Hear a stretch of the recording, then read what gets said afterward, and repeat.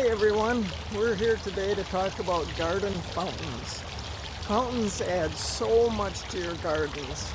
They provide soothing water sounds, the birds just love them and are attracted to your yard, and you will find them to be a perfect focal point for any area in your garden. We have several fountains in our yard here.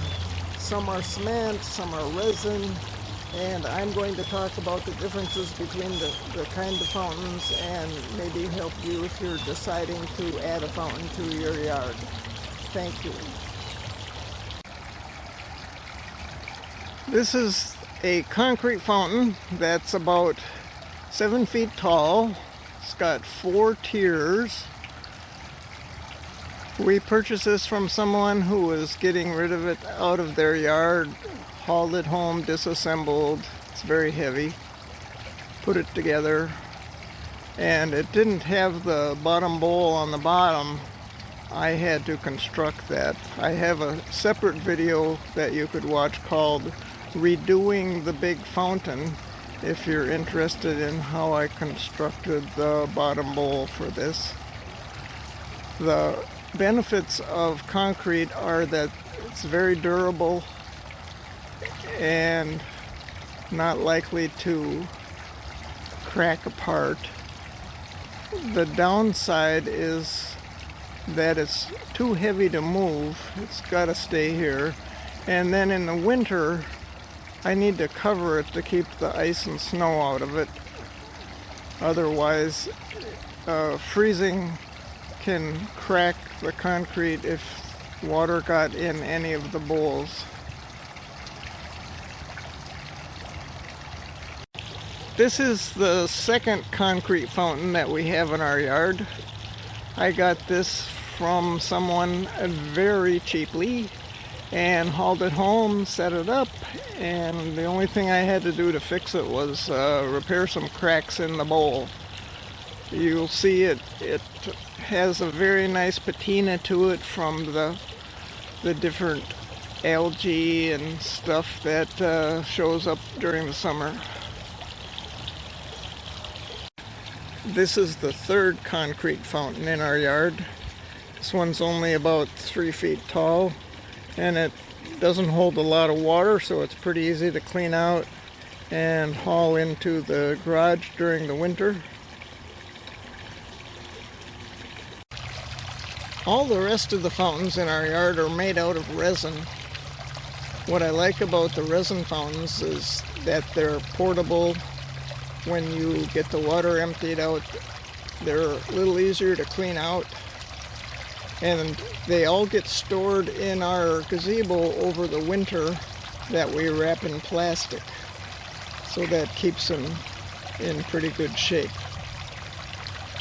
This little guy is only about 3 feet tall. We've had this fountain forever. I almost got rid of it at one point because it has broken a couple of times, but I keep repairing it. And then it had lost its finish, so I sprayed it with this bronze paint, which really brought it back to life.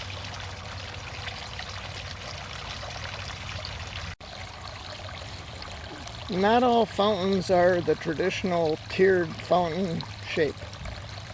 This one's a little more rustic, if that fits your garden style.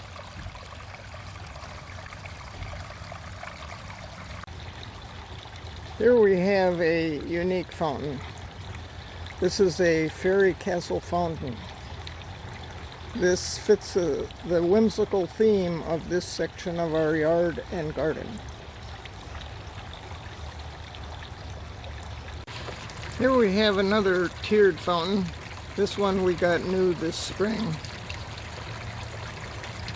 I love the color, but the white is a little harder to keep clean.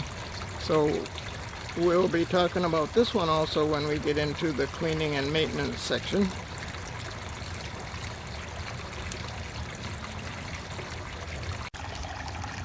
Here's one of our older fountains. Another tiered fountain. The gray and brown coloring, weathers very nicely. I want to point out a feature of this kind of fountain, that the water from the top tier down, it flows over a spout-like area. This is helpful if you're in kind of a messy yard like ours, because it doesn't get clogged up as much.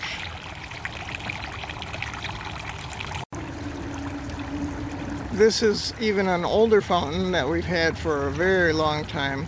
And referring to the style of the fountain, the last one had spouts that poured the water down. This one has these little holes. Now if you live in the woods like we do, these get plugged up all the time. Usually it's just something small. See there, I moved it and that spout started up again. But if you have a messy yard, you might consider making sure that you don't get a fountain that has these little holes for the water to trickle down.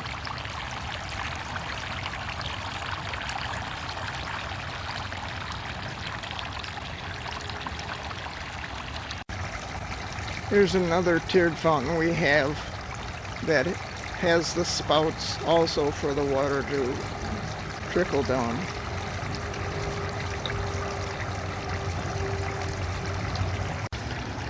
Okay, this fountain back here is one of our older fountains. It doesn't look bad from a distance, but it's got some issues that we'll talk about when we get to repair and maintenance.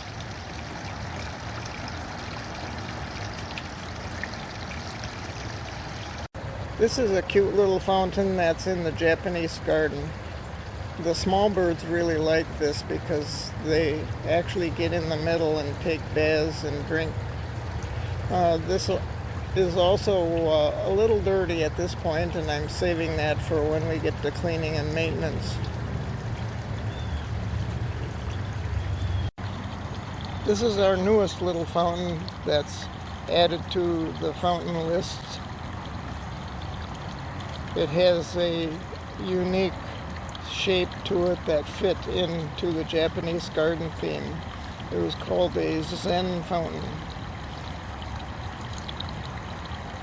And the last one I'm going to show you is this fountain here. It's a big pedestal-like fountain, but the part that actually holds the water is very small.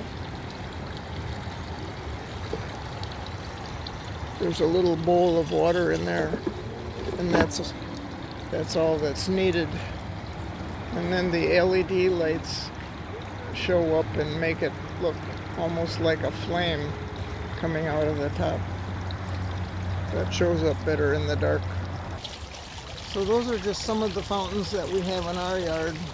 There are hundreds of fountains out there, so when you're shopping, you want to pick something that's your style, the right size for the area that you want to put it in, and make sure it's good quality.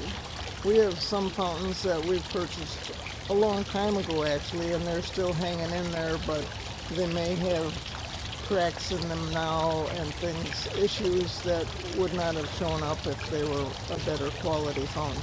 So we'll get into that in our next segment, which will talk about maintenance and repair and some of the other distinct issues with various kinds of fountains. So thanks for watching, and tune in again.